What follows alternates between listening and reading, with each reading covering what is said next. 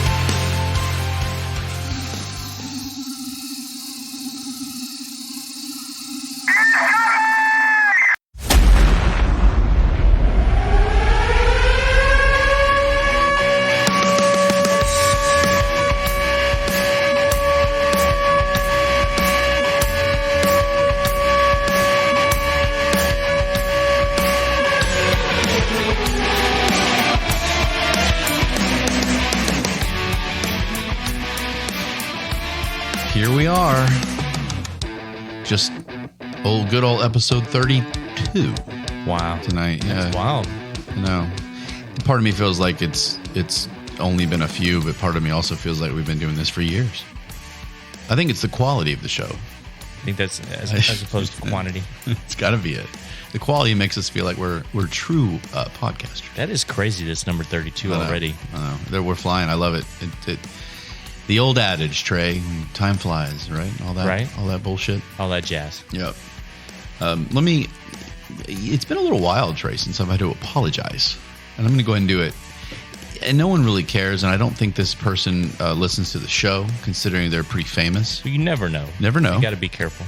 A couple episodes ago, Trey and I talked about, I believe it was called Palpata Breve, something along those lines. Spelled with 3 Q's and right. 2 R's. And, the odd silent Italian Q. There we go. And that makes sense. So in Italy, they had that groping. Do you remember the 10-second? Oh, absolutely, yeah. And so I had mentioned that the actor, I said actress in White Lotus, Paolo Camilli. Well, it's actually a man, a very manly man. Yeah. And I just the article had a picture of a woman, and I just mixed it up. So, in case Paolo is listening, I apologize for calling you a woman. So we thought a woman's name was Paulo. I think I even said, like, this is okay. I guess that's a pretty masculine name for a woman. This day and age, right? I thought, okay, whatever. I guess it's possible. So there's my apology for the evening. Not that big of a deal, but again, I always want to get my facts straight, including the gender/sex of a actor.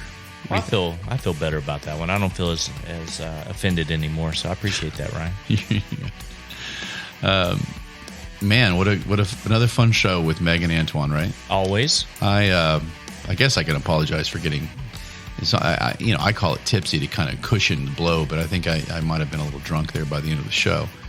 But you just never anticipate. I mean, the first time we got them in here, we were 2.5 hours, and now this was almost 3.5 hours, and you just kind of, some people say, well, Ryan, you still talk quite a bit when they're in here, but I don't think I talk as much. And so during those moments of listening, I'm taking sips. Sucking down more alcohol, yeah. So either I need to change the alcohol to a lower alcohol level, or I need to mix it with water, or I need to drink just water. What do you think? Sounds like a plan. Yeah, you gotta figure something out. Yeah, I'm gonna try and work on that when we have guests. I just like to have fun, Trey. That's all it is. We all like to have fun, I think. But how are you? Can't complain. Yeah. Are you doing all of your usual? You're biking. You're working out. Man, I'm trying to stay active. So it's a daily grind. I keep trying different supplements and trying different things to make me feel young and make me feel like, I can go do another workout. I actually tried a pre-workout for the first time. And a pre-workout. And so it's a powder, of course, and it's actually endorsed or owned, I should say, by Arnold Schwarzenegger. Oh. So I get my daily motivational speech from him. So I saw that on there. But it's also, he's part owner of this particular product, which, thinking pre-workout, I guess there's no two better people to endorse it when it comes to pre-workout than Arnold Schwarzenegger and actually LeBron James. So, I mean, he's in great shape for his age, so it's like, well, if anybody's going to endorse it, at least it's somebody actually in decent shape. So, well, is Arnold paying us to promote? I don't know. We need to reach out because that was quite the promotion you just gave. You're welcome, Arnold. Good old Arnold. So. And LeBron, look, no one can argue LeBron's talent. He said some shit, and he just kind of the whole "I'm the king" and he throws up the powder or whatever that is for the game. This guy. I'm a Jordan guy and even a Kobe guy. I think over LeBron. What do you think? Who are your top three? Top three, actually. Or I mean, I guess you got to put Akeem and not Akeem. Kareem Abdul-Jabbar. Kareem, Wilt. Honestly, I really was a huge Shaq fan. Yeah. He's got to be up there. I think if he would have stayed in shape, he would have been probably up there at the top. I just don't think LeBron is the far and away competitor to Michael Jordan. I think that they're all kind of do their thing. You can't. It's hard to compare a power forward to a shooting guard. Well, and I hate to say it. I mean, he didn't get the publicity he probably should have, but even like a Tim Duncan, and how much I hate to say that. I know you don't love Timmy, and I do. He was my boy, but the numbers speak for, Yeah. So, but good for LeBron and Arnold, and they're doing this together. Yeah, they're in business together on this particular product. So it's a whole line of different things. Let's see if your muscles start popping. Well, I tell you what, I was really dragging ass earlier, and this pre-workout, I'm running on pre-workout right now. So well, good. Let's enjoy this ride. So I may pass out. All of a sudden, it really kicks in. Yeah. And you're just like, and then all of a sudden you pass out. I'll paint the house and then fall asleep. So okay, well, good. Another quick update for you, my esteemed co-host. We're having I don't like to brag, but we're having a really, really solid month compared to, this is only month number 4, but we're having a fantastic month. And did you know that we have 56 countries? Wow. That have listened at some point. And, I get it. Some are VPNs. I get it. Shut up. Just let us enjoy this. Shut up. Shut the fuck up. But the bottom line is that not all of them are. And even if you take a few of those countries away, that's still pretty impressive. Yeah. And to me, it's been really neat to watch. And some of these have risen, and some of the promos we've been doing with other companies that we've been working with. And so a lot of it's legit. It's 29% of the countries out there have tuned in at some point. Likewise, the number of states in this country. Do you know how many states there are, right? Maybe. We have 43 of the 50. Wow. 86% of the states have clicked in, and only a couple of them are like zero? 1 or 2 listens. Oh. That only a couple are 1 or 2. Most of them have enough to not be considered maybe VPN users or whatever. But it's pretty cool. I wonder if these people are using the VPN because they're embarrassed to show where they're listening from. Yeah, I don't know. Or they don't want to be found out. It's just a security thing, and it just doesn't. It can't that way. It doesn't track you back or whatever. But they don't want anybody to know that they listen to Stay in the Gray. That might be it too. But the gentleman that tried to explain it to me as well as he could, it was just mentioning that it's just a security thing. Yeah. Everybody should be using it, but I guarantee you there aren't that many people using it. So. It's cool to see, and those are the updates. Keep it going. Let's keep it rolling. Maybe they're all from East Texas, and they're just all using VPNs around the world. That'd be quite a few people. We'd have all of East Texas if that was the case, like everybody in East Texas. So, Ryan, let me ask you this. I've actually got a couple questions here for you, but all right. This one jumped out at me because I know as a bagpipe player... Well, I try my best. Did you know that it's a myth that they're actually Scottish? Shut up. I'm not listening to that. Yeah. Someone tried to tell me that before. I knew you'd get butthurt about that. Yeah. All right. I'm going to take a deep breath and try and listen to you. Remember, we stay in the gray. But they're actually from the Middle East. Really? And that's where they originated from. Now, it says the Scottish people did, however, develop their own style of bagpipes and bagpipe playing. They just weren't the first. Like to actually maybe use a bag itself or something like that. The air that's in a bag through the pipes. No? I don't know.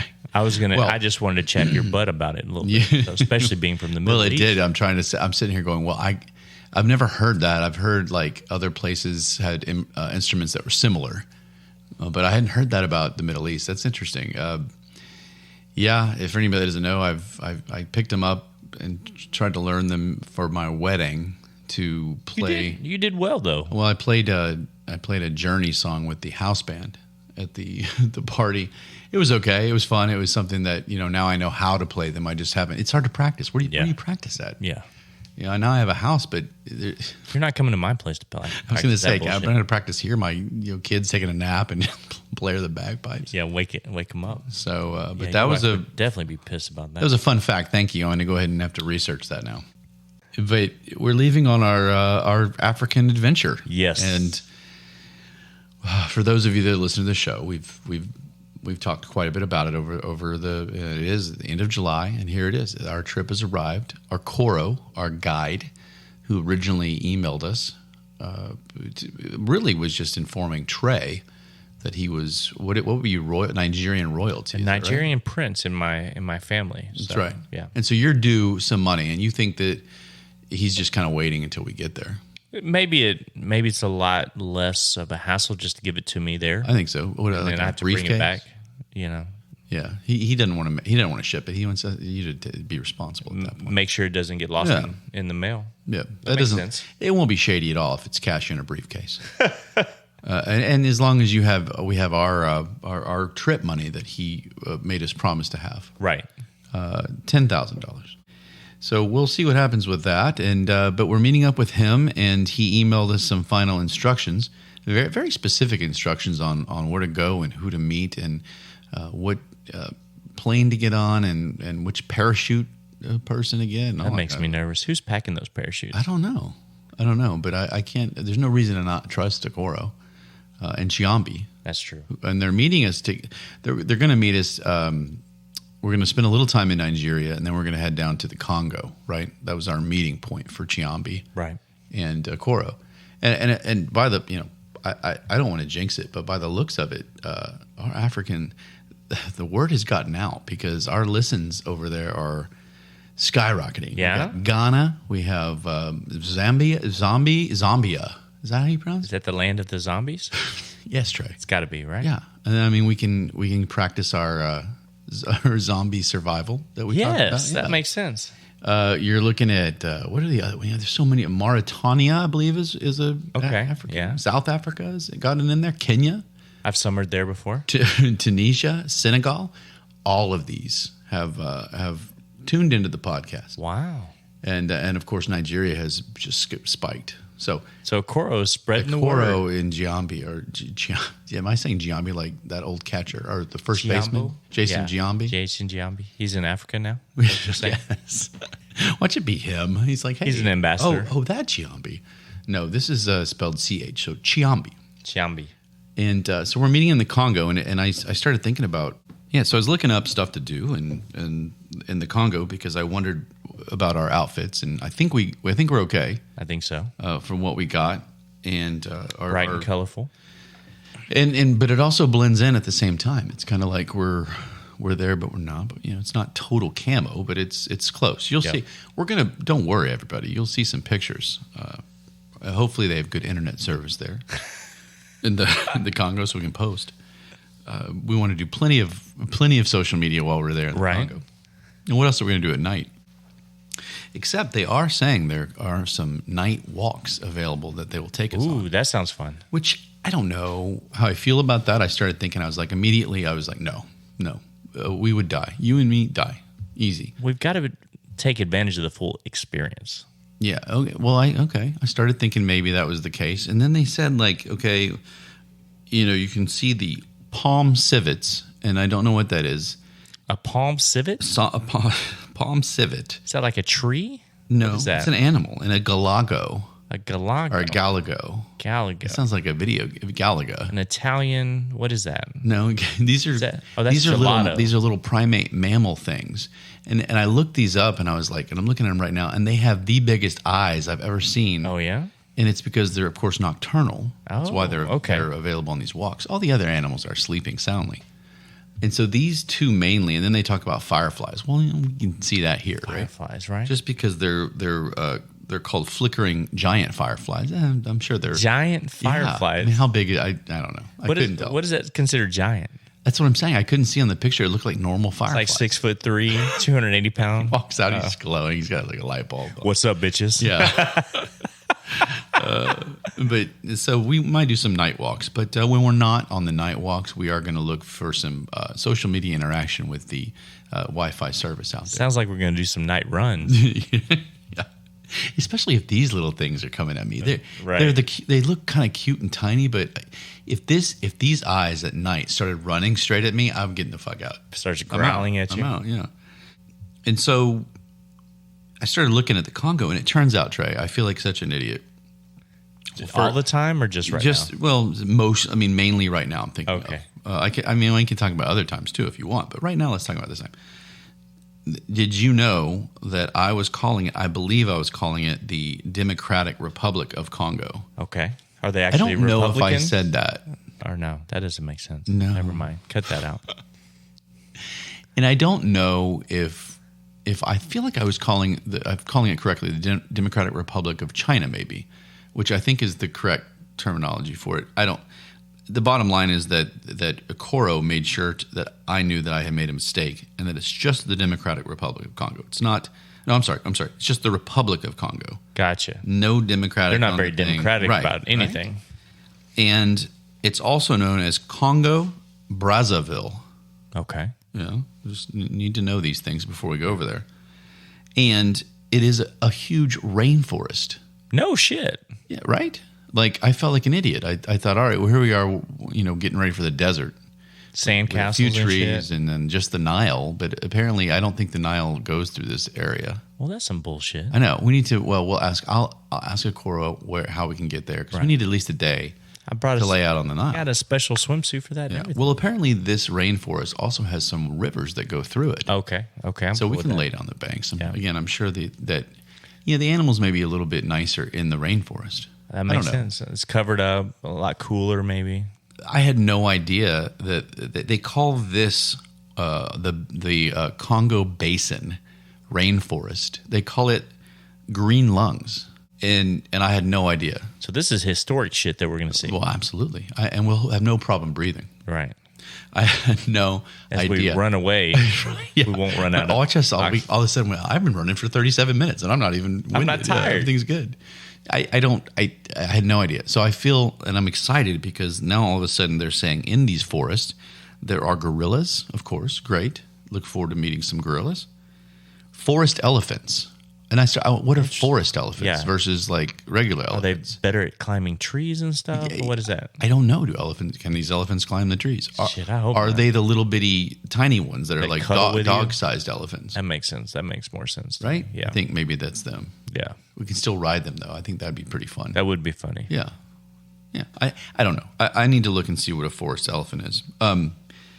But did you know there are buffalo in the rainforest? Really? Yeah. Actual buffalo. Okay. And hippos, of course. Those cute little friendly hippos that are everywhere. Roll around with you and stuff. And an extremely rare bongo antelope. A bongo antelope. So they're very musical? Do they play the bongo? I don't know what the name bongo is. And so, and 100 other mammal species are in the rainforest. Holy shit. Congo. That sounds pretty busy. And including a bunch of birds. There's an African gray parrot, which I thought applied to us. An African gray parrot. Stay in the gray. I thought that might apply. I'll have to bring a shirt for that one. Yeah. Toss them a t-shirt. And then you've got a great blue Tarraco. I think I had one of those in Cancun one time. A drink? Is it a cocktail? And I'm looking at them now, and they've got these big black mohawks. Sweet. And then the rest of them are like really pretty blue. So I'm kind of excited to see these guys. That sounds Tarracos. And then you've got the giant kingfisher, which is another bird. And he He's weird looking. He's a little tiny guy, and he's got spikes on his dude, but his beak looks like he could do some damage. Yeah, like he's a little bitty. If he didn't have that beak, he'd be the cutest bird ever. Now he looks like the most dangerous bird. Stay away from him. It looks like the garfish. Oh shit! You know how it's a fish, but then it's just got the beak. Yeah. Well, this kind of looks like that. Shit! If he crashed into you, his beak would go through your nose. Oh, that's not fun. Yeah. So let's just. You know what? I'm good without these guys. No. Let's avoid the kingfishers. And then there is a very rare Picathartus. Picathartus. Do you know what that is? I've read about those. Another bird. So and they're pretty cool looking. They're kind of weird.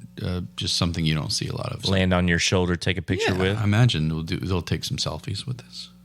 And the last thing that Okoro actually mentioned here for the Congo is that they have small villages throughout that welcome tourists. Interesting. They want tourists to have authentic experiences in those villages. That's cool. Yeah, right. I thought if anybody's going to do that, it's us. And absolutely. I think he mentioned like, hey, if anybody would be invited, it'd be us. They're really excited about it, and so they said that they would make us authentic Congoan or Congoan. I don't know how to say it. Cuisine. Interesting. So we may not have there. We're gonna have like wings and stuff, or no? What if we got there as a spread of wings? Yeah, it's like buffalo wings. The spicy ones are over there. Here's some alligator barbecue nuggets. Yeah. What is it going to be? Some tiger fries. I don't know. Because guess what? We're not going to get Whataburger. We're not going to get pizza. No Panda Express. I don't think Panda Express is over there. So we're going to have to just basically trust these locals and see what they give us. So do we find out what we're eating first, or do we eat it and then find out later? I don't know. I don't know if there's a preset menu or if they... I mean, which route would you rather go? Would you rather go ahead and eat it before you know what it is? I don't know. Because I think I would rather eat it. Don't you think? Before I know what it is. Because I probably won't eat it if I know what it is. Well, I definitely won't eat it if I know what it is. And that's the problem. So I think maybe you're right. I think we need to go ahead and do that. It is going to be an adventure, to say the least. So yeah, we're looking forward to it. I can't wait to see the pictures. We're going to head out. It is only supposed to take 2.5 days travel to get to our final destination. We have like four flights, and then we get on 2 buses. 2 buses. I think we get on a river boat. Oh, a river boat. So maybe when he said river, maybe we do hit down the Nile on that. I wonder if we'll see any anacondas or anything. Is that the wrong I think country? there's like an anaconda petting zoo off to the side of the Nile that I heard about. Zoo. I'm not sure. I don't know how I don't know how much business it's received recently. He mentioned they were having some financial woes. Can you imagine going down something like that and you see this poor guy hanging from a tree? Help! Just keep going, guys. Yeah, that's the anaconda petting zoo over there. Yeah, we'll just keep going. Yeah. We're good. So in about 2.5 days we should be there, and like I said, I'm assuming some of these villages have great Wi-Fi, and we'll update you guys. I do remember a little side story. We were in Belize, and we were doing one of these little river tours, and they did. Actually, it was a waterfall tour. Anyway, so we're going down the river. We happen to look up. We see a little crocodile head pop up out of the river. It's like, cool, yeah, crocodile. Cool. I swear to God, we got about another 20 feet down, and there's a swing that you can swing out over the water. And the guy's like, "Hey, do you guys want to swing?" Hell no. Yeah. Not only no, but pass a crocodile? No, hell no. Yeah. Did you see? You're like pointing back. Did you? You don't remember that shit? Yeah. So anyway, yeah, that's pretty funny. I didn't know you went to Belize. Yeah, Belize. Cool. So that was a fun trip. All right. Well, I can't wait to update you guys and some pictures. And I think if there are 2 guys that are the least qualified to go on this trip, it's us. It's got to be us. But we are going to fight through, right? Should be interesting. But I do think we have probably a couple of the best guides that are available. God, I hope so. I think I could hear Okoro laughing as he typed. We'll see you in a couple of days. All right. We'll see. Now, you know, I know here at Stay in the Gray we have a really, really solid ability to transition from one topic to another and have them have absolutely nothing that connects the two.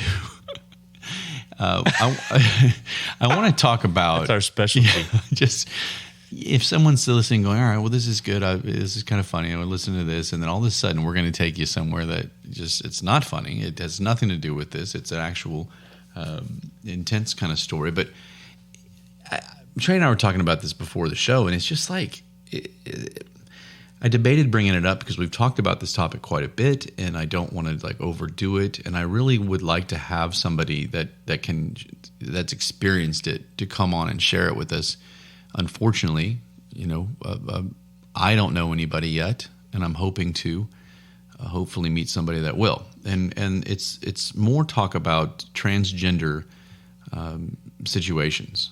And I don't know how popular the story was, Trey, but it in North Carolina, there is a young woman, and I'll say kid because she was 15 when she kind of started thinking differently, and her name is Prisha Mosely, so Prisha, Prisha Mosely, and she was 15 when she kind of started going, I don't feel, I've got anxiety, I'm stressed, I'm not stressed, but I don't feel good if this ever, and something feels off. Something's off, and she knew she had mental struggles, and instead of, maybe getting help, she kind of latched onto this idea that if she was actually a boy, that it would solve all these things. She thought maybe it was women problems, or maybe she's in the wrong body. Maybe she's in the wrong body, but more so just like I don't like being a girl because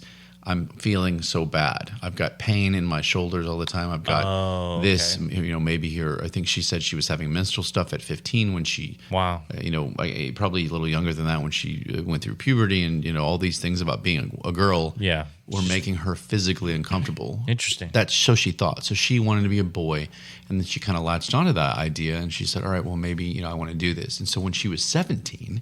She talked to a couple of doctors, and these weren't psychologists or psychiatrists. They were medical doctors, just doctors. Right. And they had, one of them was, I think, a dermatologist, actually, a skin doctor. And one of them was just a regular, a what?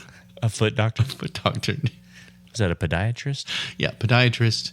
Yeah, what should be some just ridiculous. So she went to a dentist and a podiatrist to see what's going on.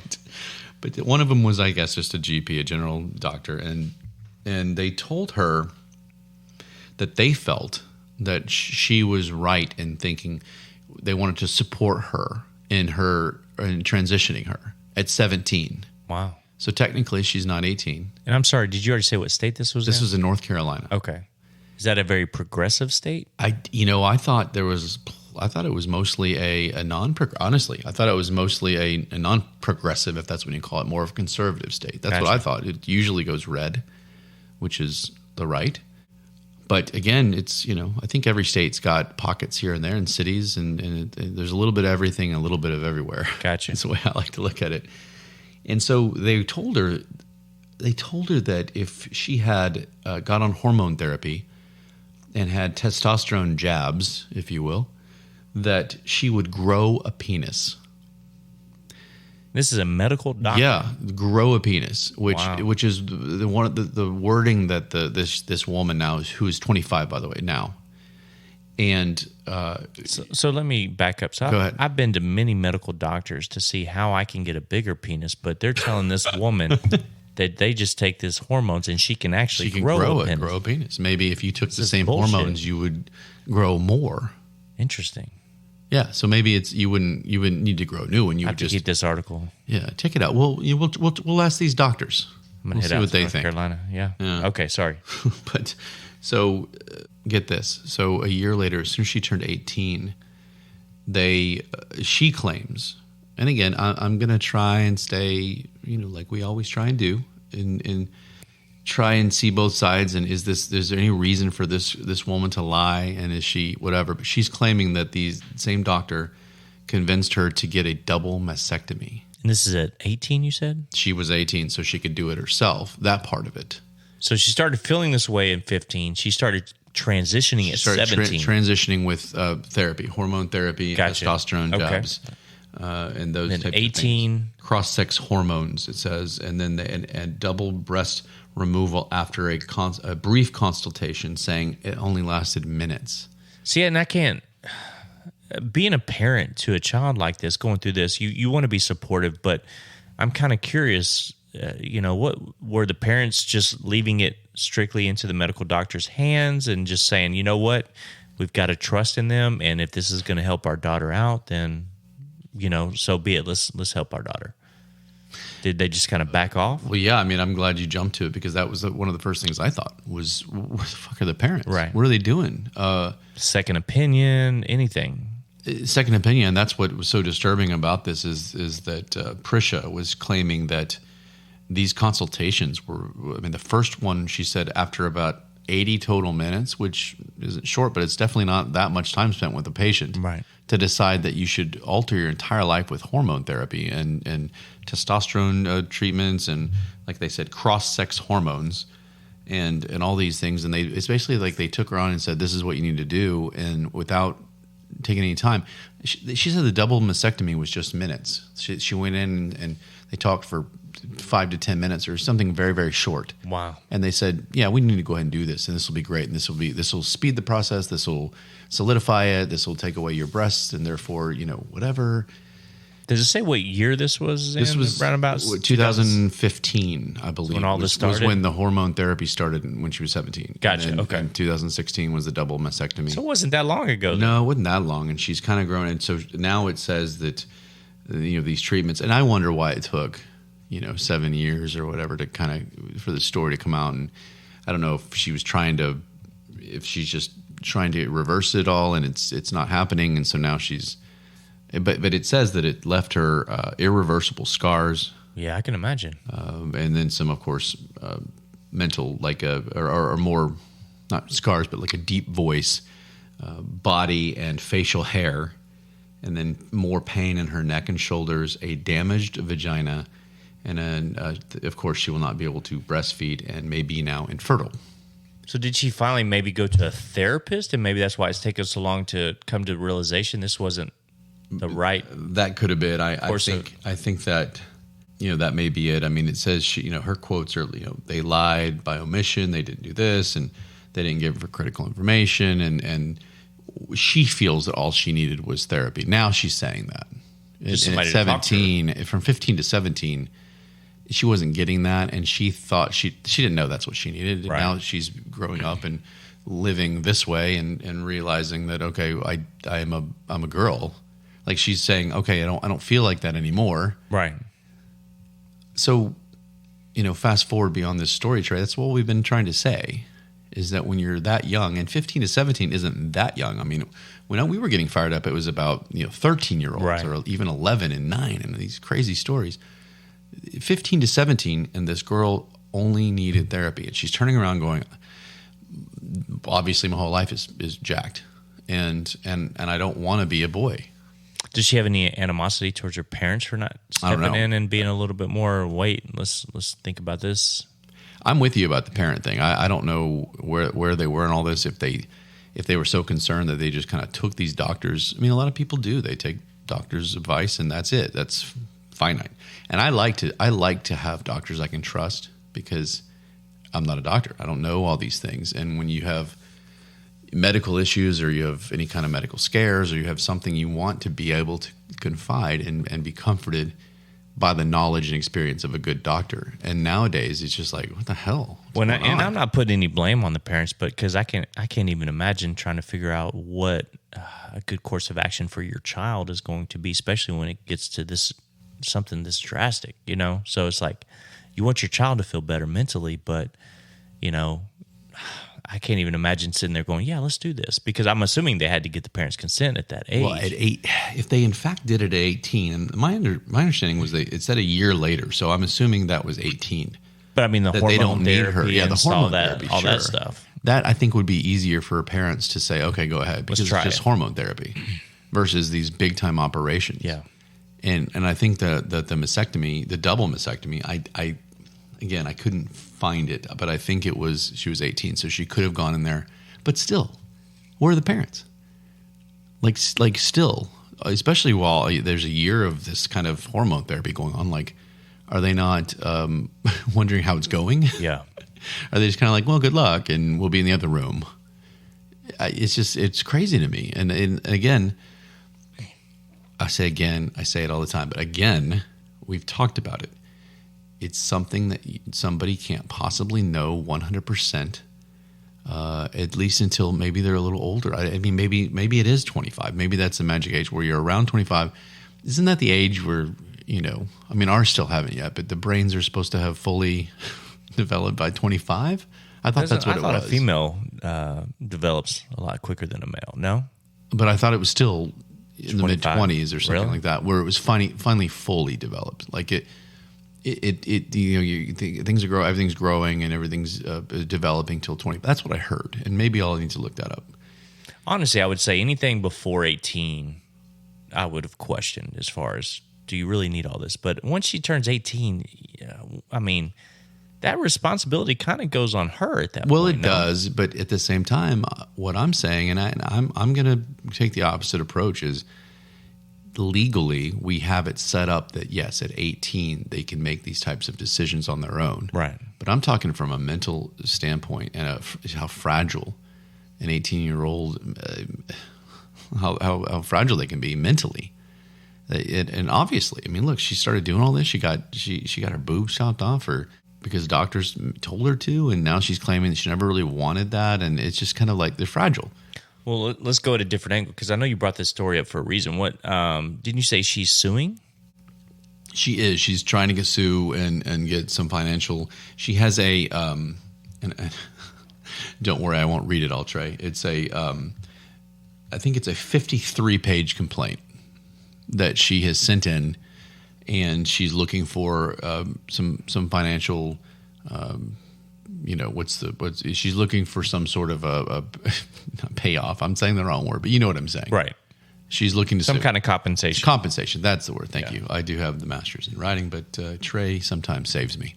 Because, when you look at that piece of it, because I can understand making decisions based on your mental state, thinking that it'll help you, and then come to find out it doesn't. But can you really go back and sue a doctor for at the age of 18? Because anything before 18, okay, I get it. You're a minor, and who's at fault? Is it the parent? Is it the doctors? But at this point, you're 18 years old. You had to have signed some kind of consent saying, yes, I'm willing to do this based on a doctor's recommendation. Can you go back and sue for something like that? Well, that's a good question. I don't know. I mean, I'm seeing here that, by the way, there were some objections from her parents initially. Okay. Said that she had other problems and needed treatment. I'm assuming that they meant therapy, but they were sidelined from those medical decisions for whatever reason by the doctors. And I guess what that means is they finally caved. Is my thought. But what they're saying, I guess what she's saying is that she's suing because she feels that the speed and hastiness that the doctors took was a way for them to make money. I mean, they're basically like, no, let's do this, and it's a lot of money. I mean, these things this isn't cheap. This is something where the doctors are definitely going to benefit financially, I think. Well, I get it, but it's not like... So that's what she's going for. It's not like she goes in and talks to him, and while she's talking to him, they put her under anesthesia, or what is it called? Anesthesia, and she didn't know what the hell's going on. I'm sure it was quick, but she had to make that decision to say yes or no, right? At the age of 18. And regardless if we feel it's young or not, I mean, that's considered an adult at that point, no? No, you're right. I mean, legally, you're right. Legally, she might not... I mean, that may be where... she's shit out of luck. I mean, it's a shitty situation by all means, and again, you want to think the doctor has your best interest at hand, but I mean, yeah. Well, I just think what she's saying is that if they can somehow prove that there was some sort of gain, and that there was not the legitimate process, maybe to get started on these types of things, because what she's claiming is that the speed of these consultations and how short of time they actually spent with her before doing these types of things is not the right procedure, is not the right process. So, and they're trying to get them that they're trying to say that the doctors did this wrong, regardless of what she signed. So is it more of? Are they saying it's more of a money grab type deal, or more of an agenda that they had to say? A little bit of both. Okay, that's what she's claiming, is that it's a money grab, and it was to enhance their reputation in that for that industry. And okay. With that demographic, maybe they want to be known as this. I mean, it could be a number of reasons, but the bottom line is that they took advantage. Her point is they took advantage of a young girl, and apparently some freaking parents that just didn't. They just, I don't know. I want to know more about the parents. That was one of your first reactions. I can't even imagine having to make a decision for your child, especially these days when these kids are so. I mean, you know how you were at 15 or 16. Your parents didn't know shit. You know that's how you were. You knew everything at that age, and your parents didn't know anything. So you have to wonder if somebody's going through this kind of mental anguish and they think, okay, this is what's going to fix it, Mom and Dad, I don't give a shit what you say. I need you to do this for me. At what point, do they say, okay, yes, let's get you fixed. Let's do what we need to do. And I guess the hormone therapy, like you said, is that drastic? I don't know. But when she's 18, like she didn't have a double mastectomy at 15. Then we'd like, okay, what the fuck? Where are the parents at on that? She's an adult at 18. No matter how hasty it is, at that point she had to sign something. No. I agree on it from a legal standpoint. That's fine, and she may be shit out of luck because of that. But at the same time, my problem is that at 18, she just. Do you remember what we were like at 18? I mean, I don't know. My parents didn't know they weren't right. I knew everything. I know, but that's the point. Is I don't think this is the same situation. I don't think she wanted to make decisions. From what it sounds like, it was like she wanted help. She just wanted help, and that the help that she's claiming she got were two doctors that forced her into this. And it says that she joins a growing list of young people who undergo irreversible transmedical procedures, but who regret them and sue the doctors and therapists who say they fast-tracked them onto drugs and surgery. And so, yes, you're right. If they sign something in it, whatever, but if you're getting fast-tracked in the what do you call it, malpractice, I mean, if they're viewing it as malpractice, I get what you're saying, but there's just probably so many more details that we don't know exactly what was signed and things like that. I brought it up tonight because I'm tired of saying this and saying it over and over and over, and people going, come on, what's the big deal? If that's how they feel and that makes them happy, they don't know shit when they're young, when they're kids. You just don't. And it's a growing list of young people is what this, and that's what I've been saying. Is that it's more than you think, and people are out there making these just rash decisions, and then they're going,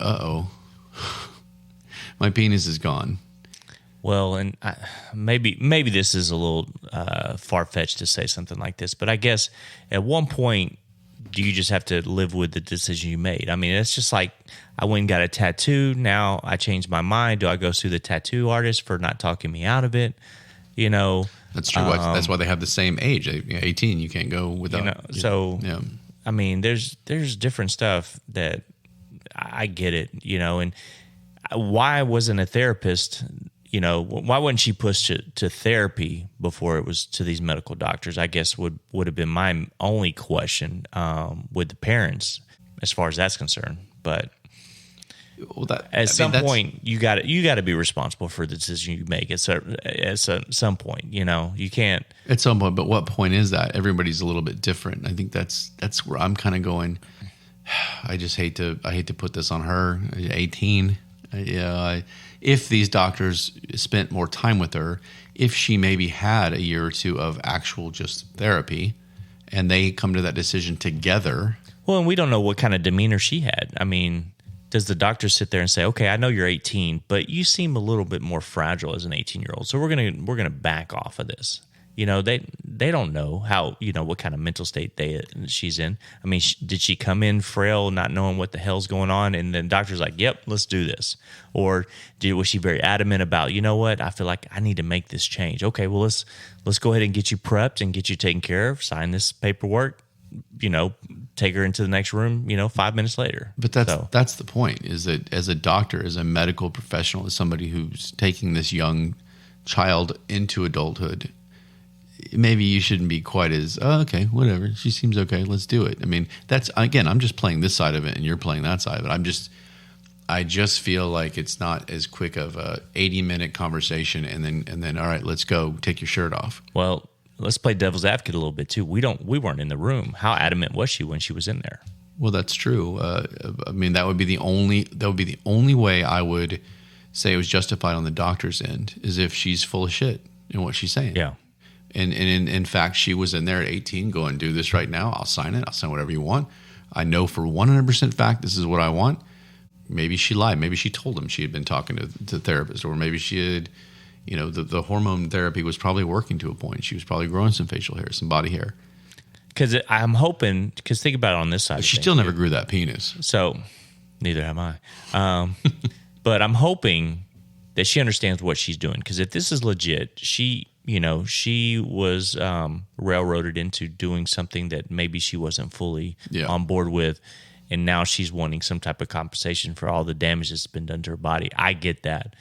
But if this is a money grab for her... you mean money grab on her end? Think about it. If this is a money grab on her side... Sure. I thought you meant the doctors before. How much damage could that do to people that are ready to make that decision, and doctors are like, let's wait another year. Let's wait another year. Well, and the next thing you know, they're not able to get the surgeries that they're ready for because these doctors just got sued and for doing something that they thought was something that this girl really did want. So right.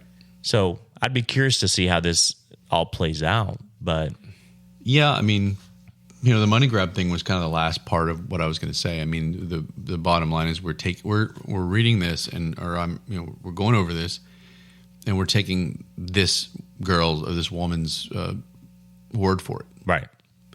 She's telling us this is what happened, and we're going, oh, and I'm sitting here and I'm guilty of it. I'm like, oh, that's bullshit. She's so young, and it very well could be two innocent doctors that just kind of did what they thought they should do.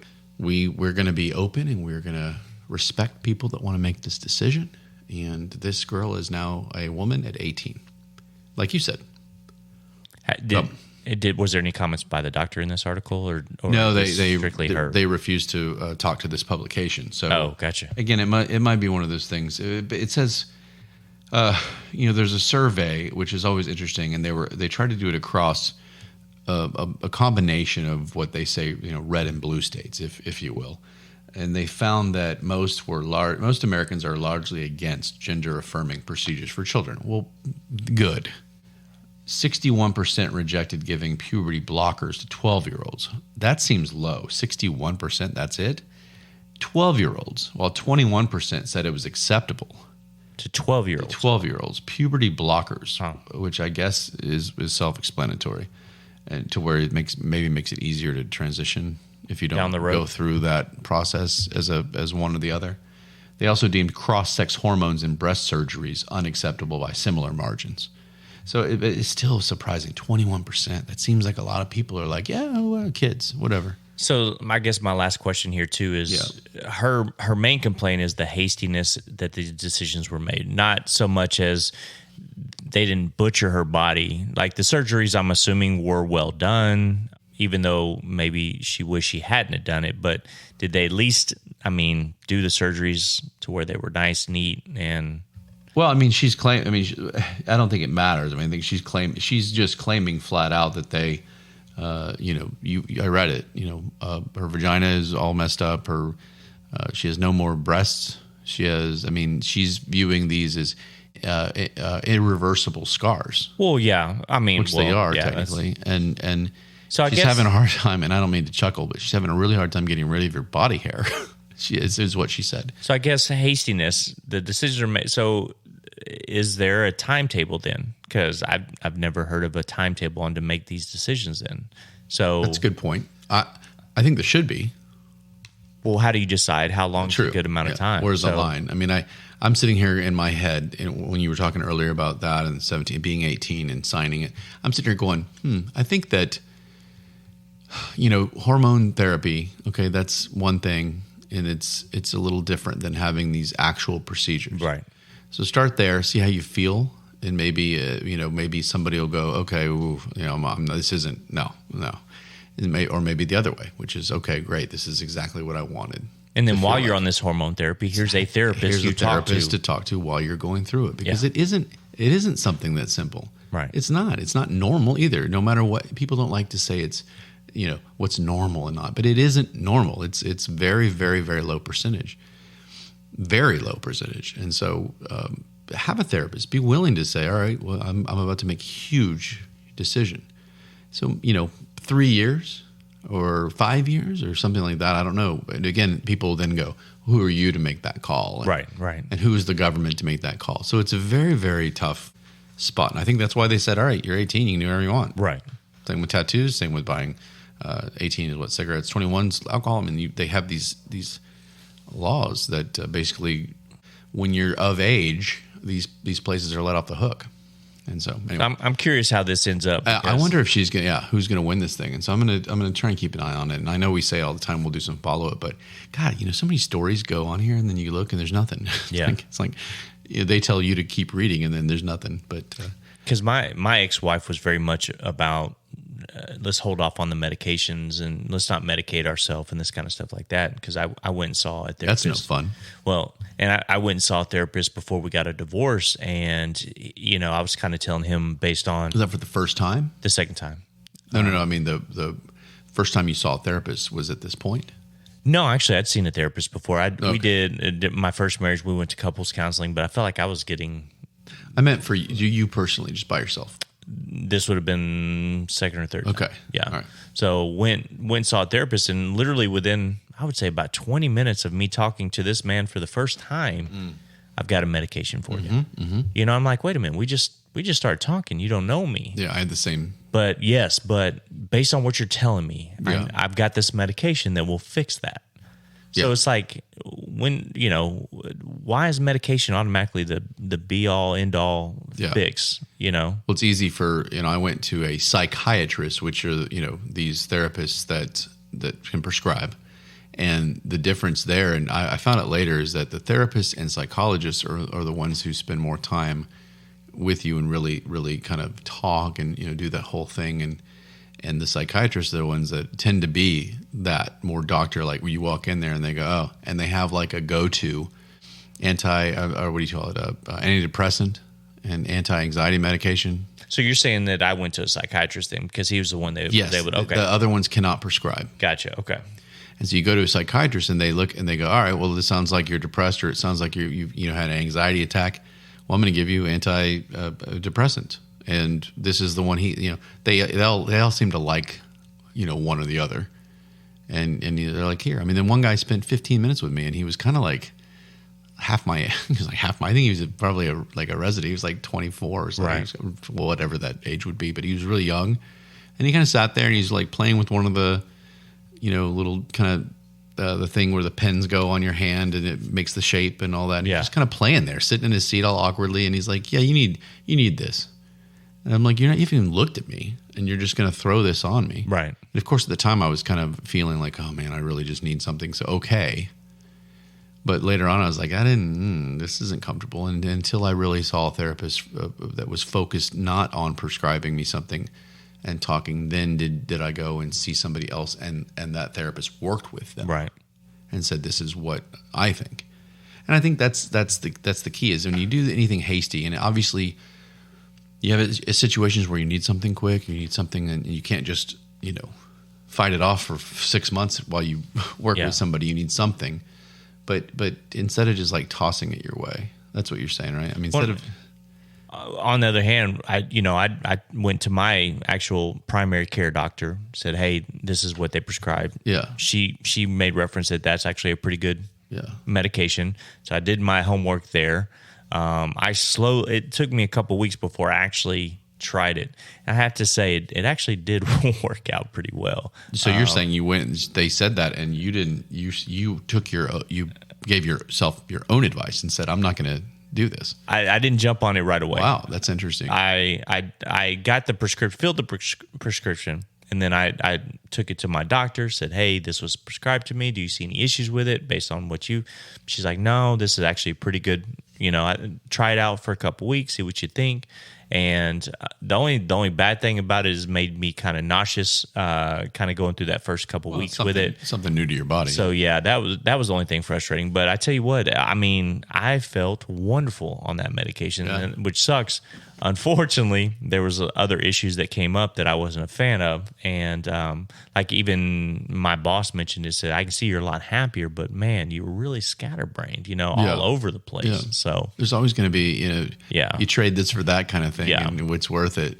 Yeah. And then you play kind of this game of, okay, well, this does this and this does this, and you have to wait this amount of time to try the new one. And it's a mess. Now, there are some things that I wish I could take all the time. Yeah. And you have to kind of restrain yourself and understand that there are better ways, and that some of it, these benzodiazepines are so amazing, but they're so bad. I don't think there is anybody in the medical field right now that's even trying to push these anymore. I mean, really? It's that bad. The benzos, your Ativan and your what's the main one? Xanax. This is for what now? Xanax. This is your benzos. The for antidepressants. No. This is kind of an anti-anxiety type. Oh, okay. Not muscle, like Valium, but then it's like a whole different type of Valium. It's Xanax and that kind of stuff. Gotcha. And so doctors are shying away from it now. There's been all these studies that it's like, if you take this for a long periods of time, in 10 years from now, everybody's going to be, it's really bad for the brain. Really? And so these are the benzodiazepines. Well, I'm taking an anti-anxiety medicine. That's not it. That's not it. No. Okay. So you know what I'm taking. Okay. I know antidepressants and anti-anxiety medications that are daily. Yes. Benzos are meant to be as needed. Okay. And what happens, though, is a lot of people get addicted, and it becomes a daily thing. It almost becomes like an antidepressant. I can understand that. And all of a sudden you're going, okay, and then your body gets used to it, so you pop maybe a little more. Yeah. Maybe a little more. And, I had an amount that my doctor was like, Ryan, come on now. And it wasn't that I necessarily needed it every day. It was that because I didn't need anything, I thought that was why. Yeah. Okay, well, this is great. I'll pop it. I feel normal. It didn't make me, it wasn't like I was getting all high or messed up on anything. It just made me feel normal. Yeah, I can believe that. But tapering off is difficult, and it's very addictive. Those benzodiazepines are so addictive. And so I think that's where, we kind of got off a little bit on this, but it's a good conversation, because there's still people out there that are taking it just, why the hell not kind of thing. There are people that look for it that don't even need it, that just want to take it, and then it's the equivalent of having like a couple of 3 drinks or something with added mental. It's just not.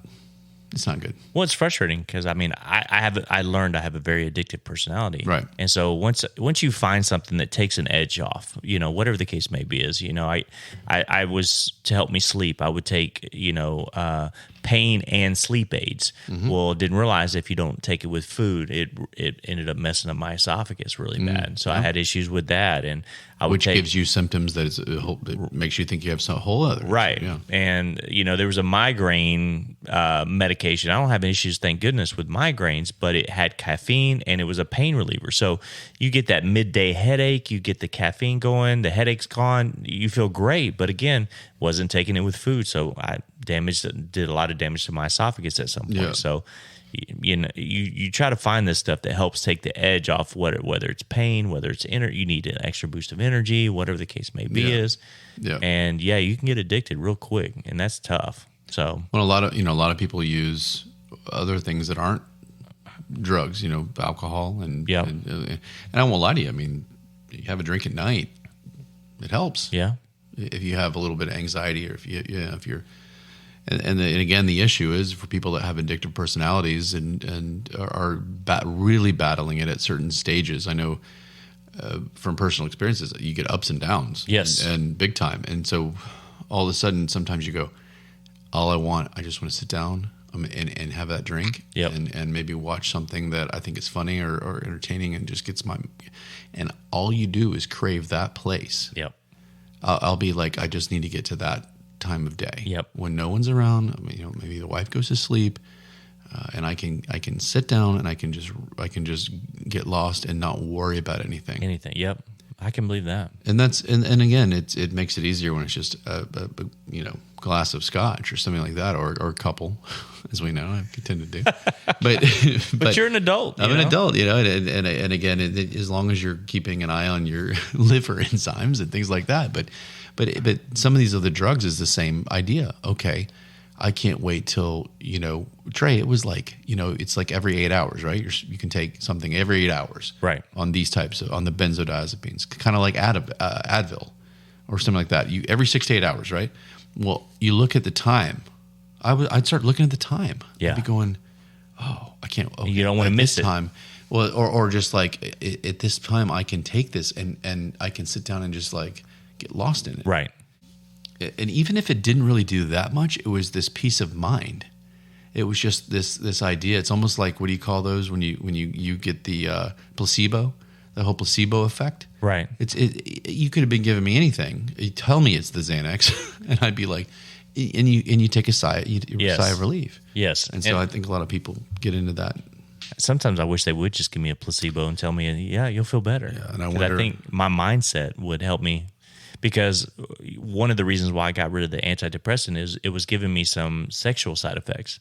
And it was more frustrating. We can't have that. Right. And, so like I felt great and I was always in a great mood, but then, sexually things would happen that was frustrating. You were getting laughed at the lifestyle club.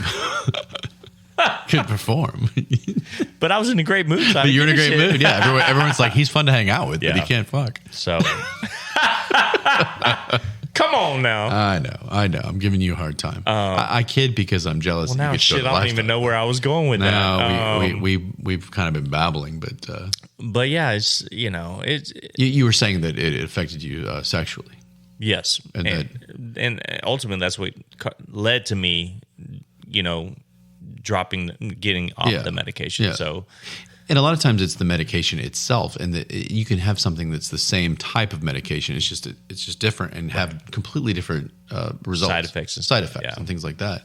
And everybody kind of goes through that. I think I went through something similar to where it was just like it wasn't. I didn't have an issue with performance. It was more like the drive. Yeah, I'm like, whatever. If I can get late, I get late, whatever.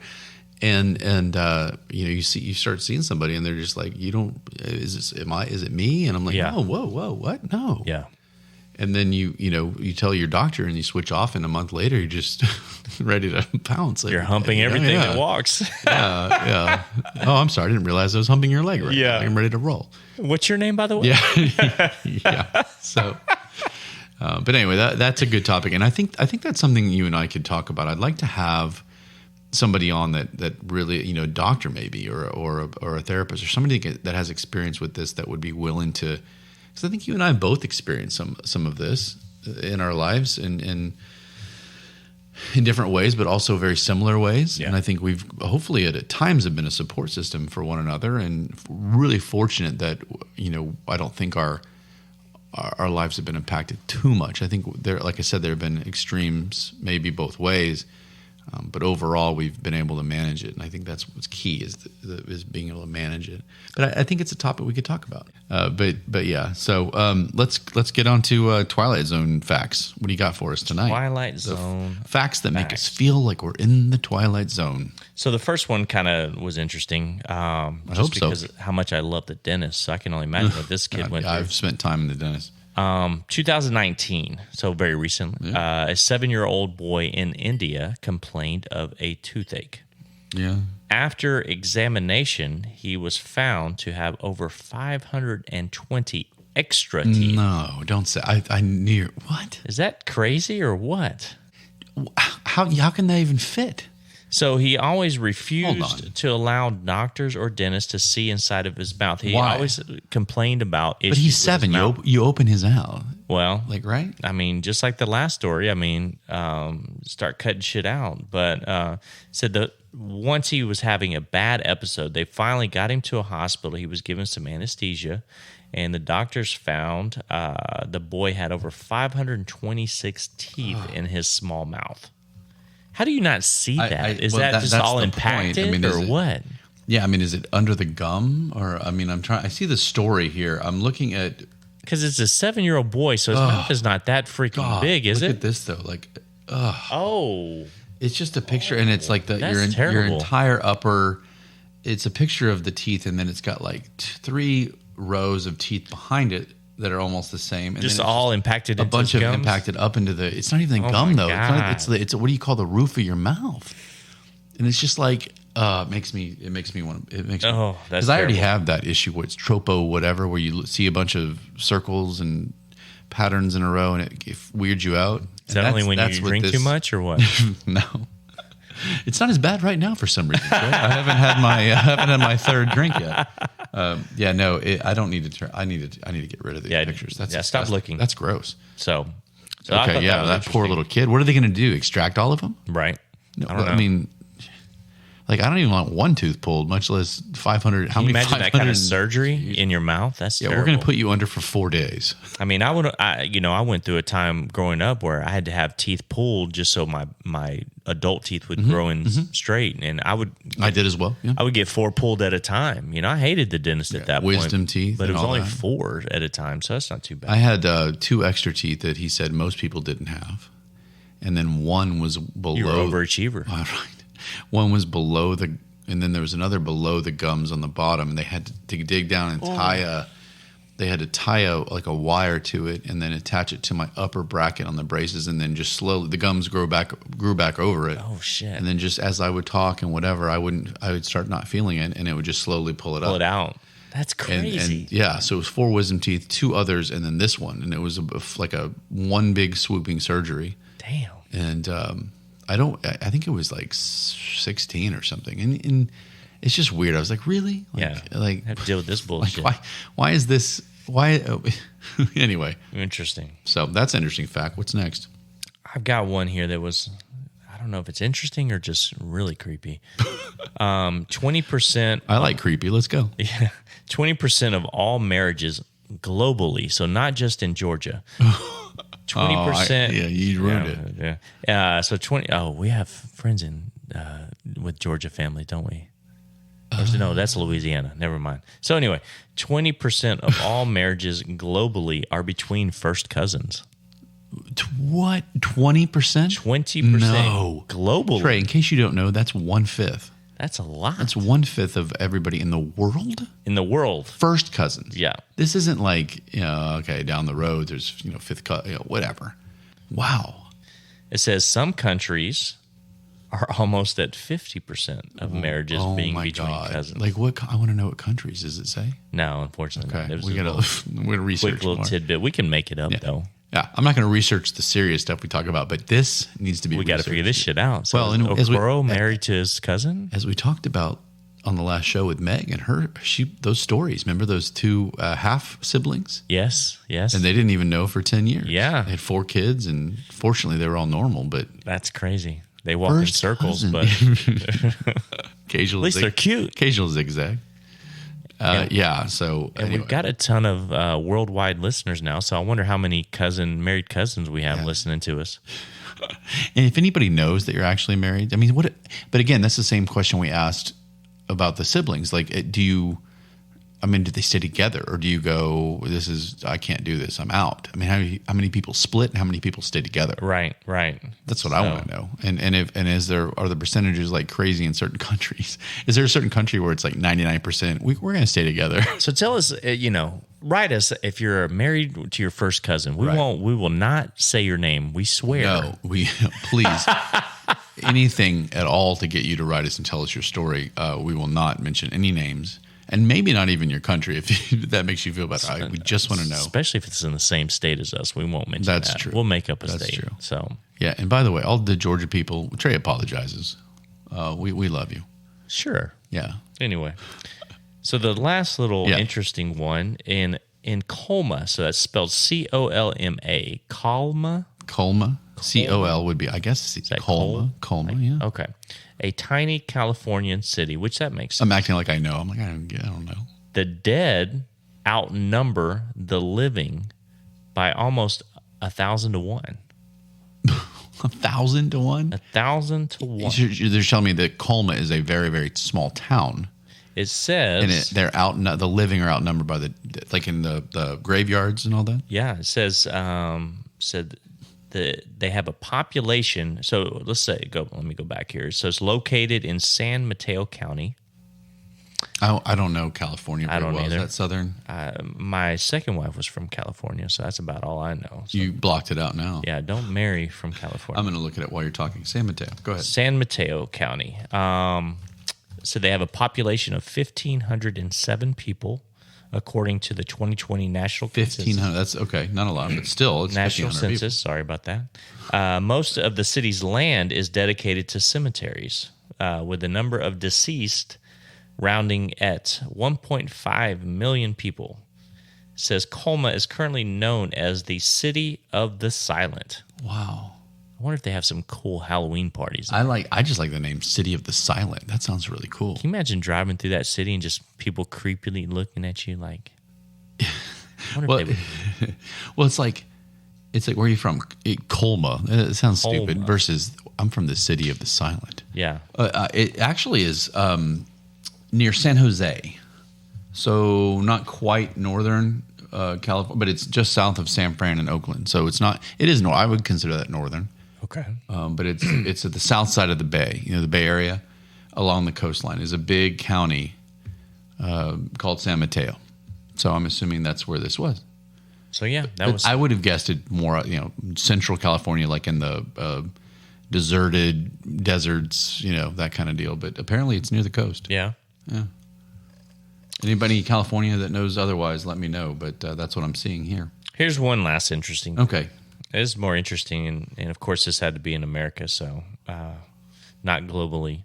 But it says in 44 states, there is no... So how many states do we have? 50? We have 50. Okay. We have 43 of them who have committed at least one listen to Stay in the Great Pod. Okay, so we've got 44 that there's no legal minimum age for marriage, as long as there is parental consent. Oh, okay. I think I kind of knew this one, but I didn't know it was 44 states. 44. Those are all our states, that listeners. Says, unbelievable as it may sound, child marriage is a perfectly legal practice in almost all states in the United States. The only caveat is that the parents have to give permission for marriage.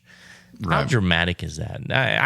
Maybe it was like somebody 17. Is that considered a child marriage? Yeah, I mean, well, my understanding, like at least in Texas, not that I've looked too much into this, Trey, back in the day, but at 17, they're not considered minors if you are like 19. You know what I mean? They're not going to let two 18-year-olds, one of them turn 19, and then or you know what I mean? 18, two 17-year-olds, and one of them turns 18, and then all of a sudden they're fucked. Mm-hmm. And so the 17-year-old was where I understood that parent consent came into play. As long as the parents were okay with it, 17 was not minor. Anything below that was. Gotcha. And I didn't know that. You did a lot of research on this. But you hear. Sounds like you have a story. You hear. You know what? I have a great story. Nothing creepy. Don't worry. I wonder if you just tell the prom story. That's the story I was just thinking of. So we'll tell that at some point because it involves a story that's not too detailed that I can get in too much trouble for. But I think below that, I know that there are, you hear about these marriages. This 54-year-old guy married a 15-year-old girl. Oh, that's... Why would the parents... But the parents would have had to consent. Right. Why would they consent? That's creepy. They're like, the dad's like, this is the golf buddy I can go hang out with? Like, I don't... And even the dad was probably younger. Like, I don't get it. So it said, and unfortunately, Texas is not on here. The only states in which you must be at least 18 years old to marry are Delaware, Minnesota, New Jersey, New York, Pennsylvania, and Rhode Island. Any of those states surprise you? No, I mean maybe Pennsylvania because of all the Amish, and I know they can marry young. Okay. I mean they get married, don't they? Isn't that what I'm thinking? They get married really young. Well, not in Pennsylvania. Well, I mean no one really knows what the Amish are doing. It says 20 others have no legal age. Okay. So, and then it says, according to Equality Now, in just the years between 2000 and 2010, over 240,000 child marriages occurred, with the majority being older men marrying underage girls. Wow. Well, that part doesn't surprise me, but the 200 and whatever thousand, that's a lot. 240,000, yeah. Jesus. Were they underage? It says underage. I'd be curious to know how underage, because there's got to be some creepy backwoods shit going on in there. So. Sure. And I mean, I've heard stories. I say 15, but I mean, I've heard stories where it's even younger. And then, of course, we usually make jokes, but I swear I don't watch the talk shows. But you see Jerry Springer or a something, and they have these people on there, and the girl's like 12, and you wonder if it's the producers they're making it up. Yeah. But some of them seem pretty legit. They're little good actors, Pretty disgusting. Pretty disgusting. So I don't. I don't. I may have to shower after this. Yeah, episode. I don't. Yeah, this Twilight Zone episode with all the fucking teeth and first cousins and. I think the City of Silence is sounding, or whatever the hell that is, sounds pretty good right about now. Yeah. I kind of want to go there. A little quiet time. Yeah, Trey and I, we're going to go there because we don't want first cousins and teeth and all that shit. But anyway, that was good. Good one. How about self-awareness? You want to do that? Absolutely. All right. Being aware of self-awareness. Do you want to go first? Sure, I've got a couple. Go first. So one happened to me the other day, and always, this shit always happens when you're in a hurry. But anyway, so you know how you're going down Without the street, a doubt, right? Yes. And now that I've got a truck, it's a lot more difficult. Actually, I can go over the curb. Anyway, that guy. So even with the Jeep, I go over the curb. Just go over it. Anyway, so you want to go get into the right turn lane, and of course. You got a red light, so traffic's backing up. You have a chance to get in the right turn lane. You can kind of miss the traffic, turn right. The right turn lane, or some of them have turn lanes now. An actual turn lane. An actual turn lane for the right. Yeah. Got it. Okay. So you've got 2 lanes, and then you've got a third lane that's an actual turn lane. Got so it. You want to get into that turn lane. Just making sure. Miss all the traffic. I can get into my apartment and good to go, right?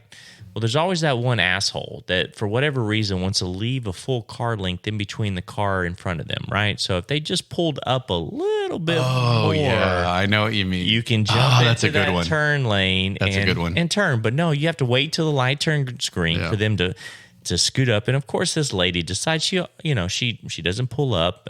I've got this big old truck now, and I'm parked right behind her. Of course, I'm probably about 6 inches from her fucking bumper to let her know I'm there. Yeah. What'd she do? She picks up her phone. She gets on her phone a little bit and stuff like that. So it was enough to where I couldn't go over the curb, which I normally do, because I didn't want to be that much of an asshole. But yeah, that was super fucking frustrating. This is one that I think really the name applies. It's just a lack of awareness. You're just not like, what are you doing? You don't need a car length. And we say car length. I've had it literally a car length. Absolutely. Or more. Yeah. And you're going, if you moved up 3 feet, I can get by you and turn right. And of course, there's a line behind me that would like to do the same thing. Yeah, people. I try to scoot up enough to where people can pass through and turn. Oh, I always try and do that, and I almost get like frustrated if I can't do it. I'm like, oh man, I don't want to be an asshole, even though I'm trying my best. You know? So the only other one is I'm trying to be a little bit more courteous of a driver. Especially now that we're doing self-awareness. Yeah. It's more so thanks to somebody that tends to ride with me quite a bit. So she's on my ass about certain things. So anyway. She rides you quite a bit? She rides me quite a bit about my traffic habits. I see. So anyway, I try to be more courteous and let people over when they need to and stuff like that, which sucks sometimes because you're going down the highway at a decent speed, and not too crazy, and car needs to get over. Cool, you start slowing down. Well, then they start slowing down. And you slow down a little bit more. Then they slow down a little bit more. And it's like, what the fuck? Get over. Next thing you know, you're stopped on the highway just to let this one person over to be courteous. And they don't, And then now you're backing traffic up. So I'm like, you know what? Keep your speed. Yeah. Because somebody's going to slow down a little bit, just enough to let you in to where you're not totally fucking up the flow of traffic. So there's a flow, and I feel like a lot of people don't get it, and they just. And if you're on the highway, there's no need to slow down 20 to 30 miles under the speed limit to get over into the next lane. You know what? Keep your speed. Somebody will let you. Well, it's very similar to the one that I talked about the one time, which is where they would get over to let you by, and then they'd speed up. Yeah. And so you can't get up and back over. Yeah. It's like, well, why weren't you doing that before? Or somebody's pacing you on the back tail of your car, and you need to get over. Yeah. But you start speeding up, they speed up. You start slowing down, they slow down, and they're just pacing you. It's like, what the fuck, Yeah. So anyway. Those driving ones are good. I think I have one. I have a couple. I always have something. Pissed off about something. Yeah, you know what? None of these are driving, believe it or not. I wonder how long it's been since we've not done it. I know. I think this is very similar. There's a couple of these that are real similar. We've talked about when you're in a walkway. The big one is the airport, but not everybody's at the airport a lot. I've been fortunate and unfortunate to be in airports quite a bit in the last maybe 10 years. Enough. And you're just walking, and so think about airports, but think about the mall. I think you brought that up. Think about grocery stores. Think about, well, you don't get a lot of one of these in the grocery store, but tourist attractions or in the city. When I lived in Chicago, you're walking around and you're just trying to get from point A to point B. The first one is when you're walking and there's a flow, especially like Chicago. Say, you went and came and visited, and we walked around the city, and it's like New York. People are just everywhere. Going, yeah. And everybody's walking. Well, if you're on your phone, and all of a sudden you lose focus and you just kind of stop. Right in the middle of everything. And then I run into you because I'm walking. I might look over here and check out the girls you walking don't expect somebody to stop. Right. And they just stop and just crash. And then they're like, and they kind of look at you and you're like, okay, seriously. That's one. The other one is, these dicks that take up their, with their families. And, look, I'm assholes. A dad. I'm a husband. And they have a family. But they're there and they want everybody to stop on a walkway so that they can take a picture of the family. Right. And then little, Jimmy's running this way. Oh, come back. We got to take a picture. Smile. You're not looking at the camera. No, look over here. Yeah. Look. And everybody's like stacked up, waiting for the picture to be taken. And then it's taken and they, let me try one more. I mean, it's just unbelievable. And I sometimes I just walk in front and just like, just want to flip them off. Just keep going. Yeah. Yeah, I'll duck. I'll be. Yeah. Are I'll you do trying a to duck? half-ass duck underneath it? Yeah. Yeah, something like that. But that one's annoying. And again, if you do it really fast and you look like you're doing it and you do it and go, that's fine. But why don't you be the one that waits? Have some urgency. Yeah. Wait until everybody else who's trying to get by in these situations. Now, if it's at a park or something huge, and I happen to want to go there, okay, fine, I can go around you, but not in the thin wall, the narrow walkways. Well, let me ask you this: how often has somebody asked you to take a picture and you decided to take a selfie with their phone? Oh, I've only done that like once or twice. Oh yeah, but that's I cool. do that all the time. I bet you do. I can see that. How many people have pictures of Trey? Oh, and I love seeing them walk off and they look down at their phone. All of a sudden, they look up at me. Well, now you just gave them free when the podcast grows bigger and bigger and bigger. Then they're going to go, oh, sweet. I knew this guy. Yeah, this guy gave me a selfie. So what an asshole. You're welcome. Yeah. You're welcome already. The other ones, real quick, are people that lead off. And I never realized this bothered me because I don't do it though. I just never do it, but it's very common. People that lead off sentences with all due respect. Yeah.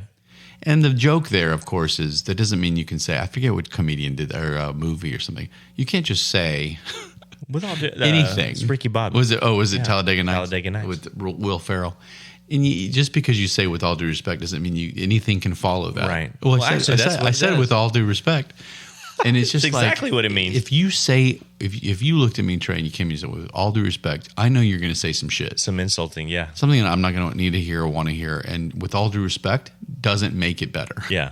Just say, guess what? You ain't going to want to hear this. Right. That's one. And lastly, God, I never realized how much this annoyed me until the other day when it happened. And when you're on an elevator.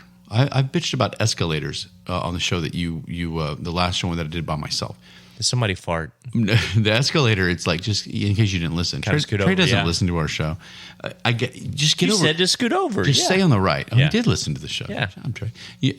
Just get out of the way. Just stay on the damn side. Yeah. Anyway, elevators. If I'm on the elevator and it gets to the floor that I'm getting off on and somebody's waiting to get on, it is common courtesy to let the people on the elevator off first. Right. Don't beeline your way into the elevator. Right. Then I'm trying to get around you and through people to get off. Yeah. And the doors are closing on me and whatever. I always get off, and I try and hold the door if somebody's there. Right. But it happened, and this lady just knocked me over trying to get in. I'm like, well, I'm getting off here. And she just didn't. It's just like, didn't give a shit. Come on. Yeah. So those are mine tonight. Good ones. I didn't mean to rush through them, but I felt like they didn't need a lot of time. You just need to think about it. They need to be addressed. It needs to be addressed. And, when we do this segment, I always stop and I have to calm down. And it's because I don't think these things are very difficult things. Yeah. I think that's what makes them good for the segment. Right. Is that it's not like you're asking you to do all this crazy stuff and it's irrational. These things seem pretty easy. You would think. But yeah, people just don't have that courtesy anymore. I don't know. Or is there an like you said, an unawareness of what the happened elevator to the thing? wave? You know? Yeah, wave. I let somebody in earlier, just a little wave in the rearview mirror. Nobody does that. I swear, when I was younger and started driving, it was like everybody all the time. I know that this is maybe a Southern thing, but all the time. Yeah. No matter what. I mean, you could almost run a guy off and sorry. My like, bad. and you're waving. Yeah, I'm sorry, my bad. Almost ran over. And now it's like I'm going to shoot you if you get close to me. Yeah. It's just ridiculous. So I just feel like a lot of these things are very simple. They should be. The elevator thing, with all due respect, is probably one that all right. Ryan's just being Ryan, but I just shut up. Don't say that shit. But anyway, so that's all for tonight. What do you think? It's good. I had fun. It's good. It's good. It was good. It's good. It's good. It's good. I guess we'll see how good it is. It's definitely quieter in the studio tonight, don't you think? Yeah, a little bit. Rather than Antwan and Meg. A little calmer. Crazy Antwan and crazy Meg. We love those two. And just got the two old white guys in here now. You know, I didn't agree with a lot of the stuff that Meg said, but I just kind of let her go. Yeah. Is that bad? Should I have kind of prodded her a little bit? No. That's what I do a lot of time for you. Just let you go. Just may not agree with it, but you know what? I was like, people are going to think he's an idiot. So that works out well. Well, that's not what I meant, but okay. Glad to know that how you really feel. But I just felt like there are a few things that she said. I was like, I wanted to sit there and argue a little bit, but I didn't. I let those Gen Zers kind of have their way. They think they know best. They think they know best, right? They'll learn in 20 years when they're our age. We should have listened to Ryan and Trey. Well, I mean, in all fairness, Meg is going to law school, so it's kind of like I wanted to give her the benefit of the doubt, but I don't know. I mean, come on. The one thing I wanted to say before we end is anybody that does a podcast probably has heard of a man named Joe Rogan. Maybe, right? Yeah. Anybody that doesn't have a podcast has probably heard the name Joe Rogan. Joe Rogan, yeah. Well, Joe Rogan, a day after we recorded our episode on Jason Aldean. Okay. Said almost the exact same thing that I said. No shit. Which a lot of people, in all fairness, look, a lot of people are going to say this, but it was the idea, it's this idea that, look, this is blown way out of proportion, that all the rap songs, not all the rap songs, but a lot of the rap songs are way worse. And he used those words. A lot of the rap songs are way worse. I'm not saying Joe knows all. I'm not a Joe apologist, whatever. I enjoy his show every once in a while and whatever. But I'm just saying this isn't just me spouting off. This is a common perception that people have, and it's something we should talk about. Well, and I'm sure there's other genres of music that's way worse, too, than just rap. I mean, I know some songs. Actually, I was listening to some songs on my playlist that I'm like, whoa. That's well, there's a one rock song. Racy. There's the one rock song that she's a bitch, and it's really anyway. But it's a rock song and it's pretty bad. So I mean, I've heard Crazy Bitch or something like that. Yeah. But you fuck so good. Yeah. I mean, that one's got a little. I think that's by whatever. Buck Cherry. I think is that Buck Cherry. Yeah. So there's some songs out there, but I think the rap, to me, has just been the most where I put it on and I'm like, what did he just say? Like, what the hell? Very polarizing. And and whether it's against women or whether it's like violence NWA came out with "Fuck the Police," you know, and I think they got arrested at concert because the cops said, "Listen, if you play this song, we will arrest you," and because it's inciting the violence. But that's pretty like, come on. Yeah, I mean, Aldean's we had to like break down with some Gen Zers to try and find the violence. This was no hidden message. This is basically so I just thought that it was interesting to bring up, but we're going to move forward, and we have one more show in season 1. Everybody, we're going to do a 33 episode season. Yes, and so our finale will be. We were thinking about trying to do it from our African trip, so we'll see. I'm not sure. We don't know, but if we can get the Wi-Fi and survive, and we're alive by next Wednesday, which is when we record, I will we'll definitely do the show from there, and it'll be a great season finale. Why do I picture us on one of those? What is a spigot over some fire? Spigot? Is it spigot? What are those things where you have a little pig? Oh, why do? that what that's called? I don't know. It may be, but I don't know. No? But it sounds funny. Spigot. Spigot. That sounds really inappropriate. Made up? It sounds like Yeah, I don't know. some sort of racial stuff. Anyway, hopefully we're not dangling over some fire for some soup. Oh, rotisserie. Some tribe. A rotisserie? Yeah, where where you see that big fire where rotisserie. they're rolling the. Okay, so, I'm gonna go with rotisserie. so yeah, let's hope we're not over somebody's stew You see, in Africa. It's like the locals will give you an authentic experience. Yeah, us being cooked. Yeah. we're the cuisine. Yep. But we'll hopefully we'll be safe, and we'll do the season finale, and we've got some great stuff lined up already for season 2, including maybe not right at the beginning, but some cameras, and we'll get video, and That'll you guys be cool. can see our crazy mugs for each episode. So thank you guys. We'll see you next time. Love you. Later.